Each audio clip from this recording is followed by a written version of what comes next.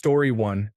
All of my time for the rest of my life, by which I mean I would retire. There isn't a single item I can think of that I want. I have a sufficient house and a good enough car. I have too many clothes and too much clutter already in my house. I don't want jewelry or collectibles. But I do sell my time to my employer in exchange for the money that lets me get those things. While it was a good and necessary trade, that is the biggest drag on my quality of life right now. So, with a multimillion-dollar lottery win, I would purchase all of my remaining time for myself to do with as I please for as long as I live. Story 2. Pay off debt from my incurable stage for cancer. Such a fun answer, I know. After that's done, maybe a house so at least my wife and I can be comfortable. Story 3. 1. Tell nobody. Hire a financial advisor. Book a holiday from work as many days as they allow. Travel somewhere peaceful so that you have time to think. Work out with your financial advisor how much you can invest at low risk and what the monthly return will be. This is what you'll now live on. Then, work out the impact of purchasing or paying off your house and debts. Then, determine how much is left for a slush fund to dip into for fun. Quit your job for some vague, made-up reason like pursuing your passion. This sets the precedent that you'll be broke for a few years. If you don't want to tell your partner, or the people you will still live with, then white lie to them that you're taking some time to work out what to do because a deceased cousin left you some money that isn't groundbreaking but enough for you to take a break, about £200,000. This will help them understand when you pay off the mortgage or buy a new car or some other expense. Also, if you tell them you're investing it, it will explain to them how you keep getting money each month and why you don't ever go back to work. Change the amount depending on their level of financial literacy. Hardly anyone will believe you're making £10,000 a month off of a £200,000 investment, so make it believable. You can also give them about £10,000 each. They'll be super grateful, and it will be your little family's secret, making them less likely to spill anything. Don't ever tell extended family how much. Parents can easily become manipulative. Cousins can get really demanding quickly. Fix your health. Spend 6 months to a year getting all the physical issues checked. Get a personal trainer. Get a therapist. Get a nutritionist. Fix it. 10. Detox your mind. Go on some beautiful trips to wherever you have dreamed of. 11. When you hit peace in mind and body from above, then pursue your passions. All of them. Enjoy whatever you want, learn whatever you want, build whatever you want. Story 4. A bigger house with a nice big yard and go adopt a couple of dogs from the shelter. The only reason I do not have dogs right now is lack of a yard and time to properly take care of them. The lottery could fix both issues. Story 5. Safety. Most countries will allow you to emigrate for money. I'd go to one of the ones that align with my beliefs a bit more, probably Sweden or Denmark. Story 6. Before cashing in, consult a lawyer who specializes in lottery matters and use a mask or costume to stay anonymous when claiming it. After that, see a financial advisor. Then probably enjoy a hot meal. Story 7. Probably nothing. I would put the money in an investment fund and just live my life as I do now. Then I can retire in a few years and not have to worry about income. Story 8. I would pull up this link and follow it closely. I have had this saved for years even though I never play it. Story 9. I would give 50% to charity and then the remaining would get taxed. Then, with the remaining 25 to 40%, I would get my parents' dream house and car along with my favorite watch and car, and also a new phone for my little sister. Story 10. I would buy Jeff Bezos's yacht, he needs a bigger one anyway, and live on it, inviting friends and family to vacation around the world with me at different ports of call. After a year or two, I would invite the last 24 months of Playboy Playmates on board to star in a televised series called The Millionaire Bachelor.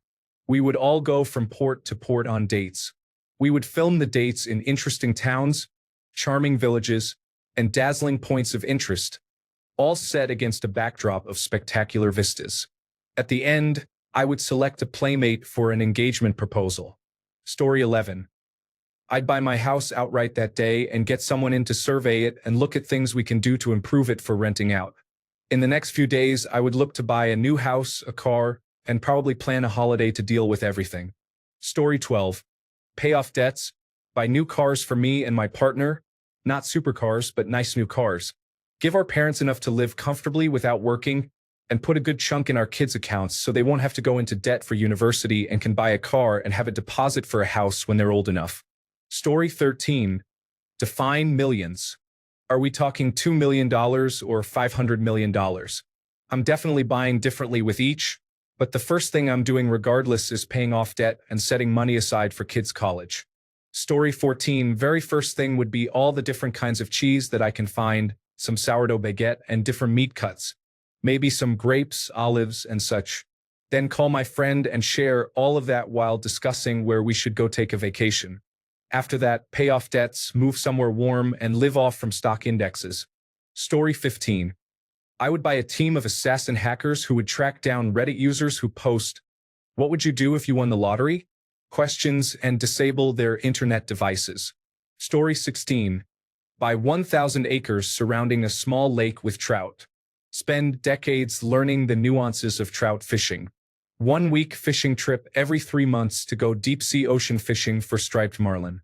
Story 17. The services of a trustworthy lawyer so I can put it all in a trust fund. After that, the services of a trustworthy accountant so I can make sure the government gets their cut. Then I'll finally buy a house. Story 18. Depends on how many millions.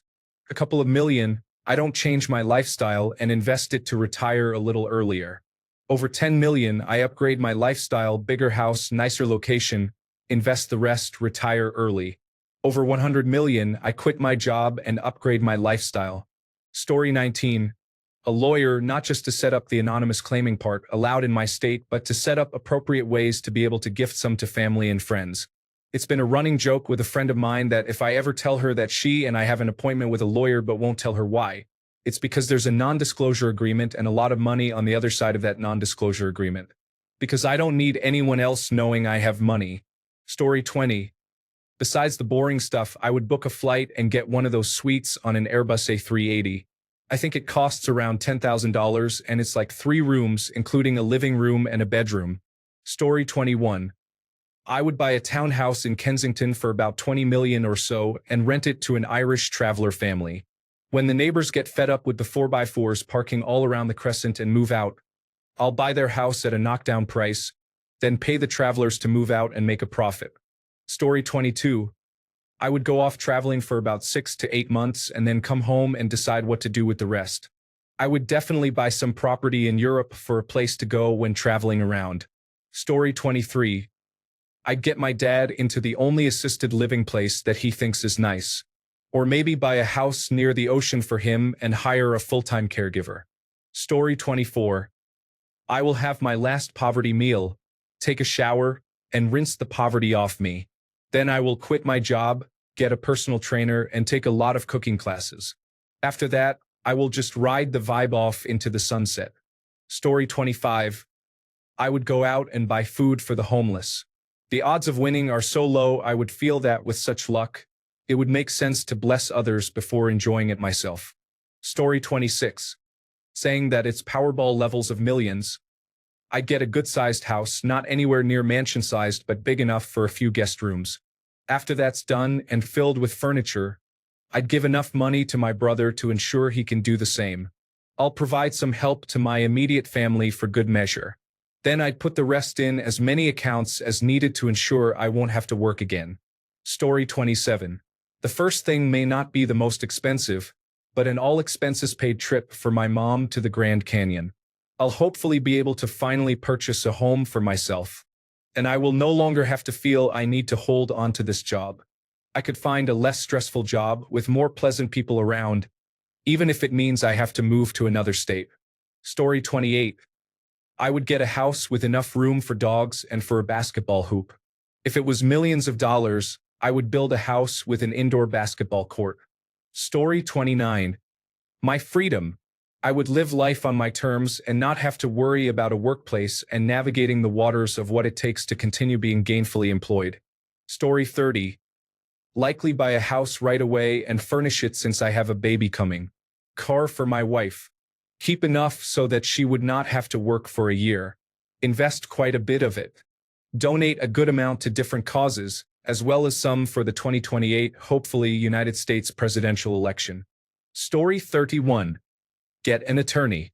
Create a living trust. Get a financial advisor.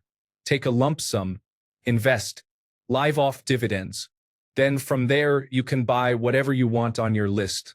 Don't throw it away. Story 32.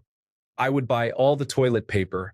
I would take over the entire industry in the United States. I'd get my new buddy Donald Trump in on the deal. 1,000% tariffs on imported toilet paper.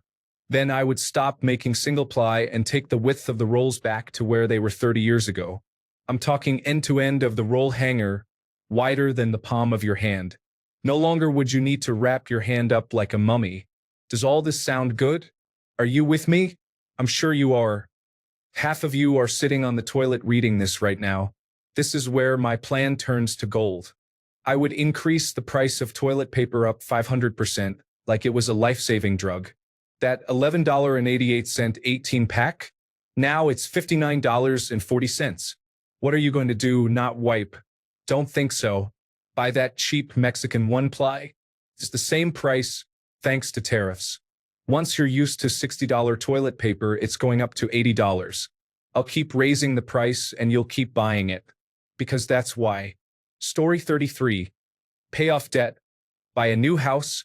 Remodel or renovate my current house. Rent it out to parents fresh out of crisis centers or refugees. Save some money for kids. Big win. Buy bigger land or property in different safe countries and gift it to a nonprofit that runs it as places for LGBTQIA community to live and be open for classes and parties. Save money for kids. Story 34. Try and buy all the buildings for the shops in my hometown and let them run their business rent-free, developing the town into a place that people would love to visit and shop. Start my landlord empire, laughing out loud. Story 35. I'd spend 1 week first where I didn't have to worry about receiving calls or having to make calls about my debts. Just a few days free from the constant anxiety of not having enough to cover basics. Story 36. This is so sad. Pay off the debt I already have, or health insurance. We have literally failed as a country if this is the reality for our people. I hate it here. That said, I would claim it anonymously, fake mine and a select few families' deaths, and leave with that money. Full reset. Story 37. Honestly, not a lot about my life would change. I love my job, so I would keep working. I love my apartment, so I might move and buy something, but I might not. I would go to my veterinarian and set up a fund for people whose pets would die without care they cannot afford. Story 38. When I was living comfortably a couple of years ago, I had a very smart and well-thought-out answer to this question. Now it is just to pay off my debts and try to save as much of it as I can because I have no idea when or if my industry will ever recover. Story 39. Pay off student and credit card debt, pay off car payment, cover medical procedures not covered by insurance, fix dental issues, pay mother's debt, find a safe place for her to live comfortably, invest. Story 40. I dreamt of building a nice house on a large lot with a 10-foot brick wall and a gate to get in. A huge garage with all my dream cars and a driving track at the far back end. Just enjoying life on my land with my dream cars. Story 41. Homes for all my immediate family. College for my children. The most mind-blowing Italy trip with a little purchase of an apartment or villa there as well. Story 42. Pay off the credit cards. Get takeout for dinner for the first time in years, and then sit back and think about the rest with a clean slate and a full belly. Story 43. A celebratory takeout, picking all those side dishes I never tried because they increased my basket price too much, and then figure everything else out while I'm sitting on the toilet. Story 44. Some place for my grandma to live that is clean and easy to get around, with around-the-clock care. I don't want her health getting worse and dying in some terrible place that doesn't care about its residents like my grandpa did. And we would move to a place with better educational opportunities for my kids. Other than that, I don't know. A good dinner, I guess. Story 45. Aside from paying things off and a small celebration, most of it would be invested. If I can get a monthly dividend equal to my paycheck, I'll never have to work again, but that will take at least around $1 million. Story 46.